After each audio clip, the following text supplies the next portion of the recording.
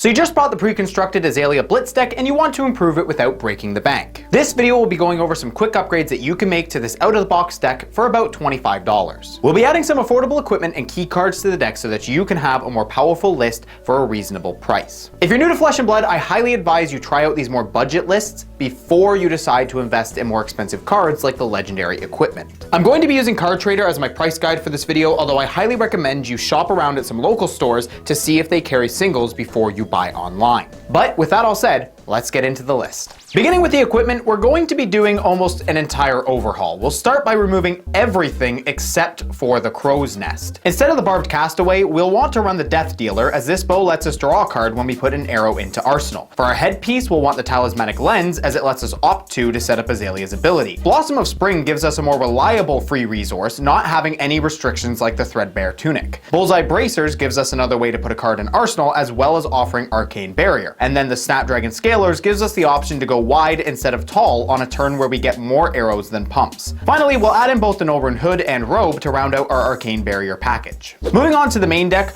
we're going to first be switching the yellow Spire Snipings for 2 red in the Ledgers. This insane arrow has an on-hit that limits your opponent to just 1 action on their next turn. This is incredibly strong against most other heroes, and it really puts the hurt on ninjas and rune blades. Next, we'll remove the yellow Sedition shots, replacing them with red drill shots. This arrow gets piercing 1 if it has an aim counter, so it's a great one to play with Azalea's ability and use the crow's nest on. And if it hits, you get to put a -1 counter on an equipment they control, which can really mess up their ability to block other dominated arrows later in the game. After that, we'll also take out the blue Sedition shots to play Knock the Death Whistle. This card lets us search out whatever arrow we want and throw it on top of the deck while also reloading. This is so we can activate Azalea's ability and immediately swap the loaded card out for whatever we put on top. Azalea works as a sort of toolbox deck with all the different detrimental on-hits, so having a card that searches directly for the perfect answer is incredibly strong. And to help further take advantage of Azalea's ability, we'll remove the blue toxicities and replace them with red Read the Glide Paths. This card both boosts your next arrow attack and lets you opt 1. This is very useful for either leaving a super strong arrow on top or filtering the top of your deck to the bottom if it's a card you really don't want to see. At the very least, it can tell you whether you should use Azalea's ability or keep the arrow you currently have, which is always useful.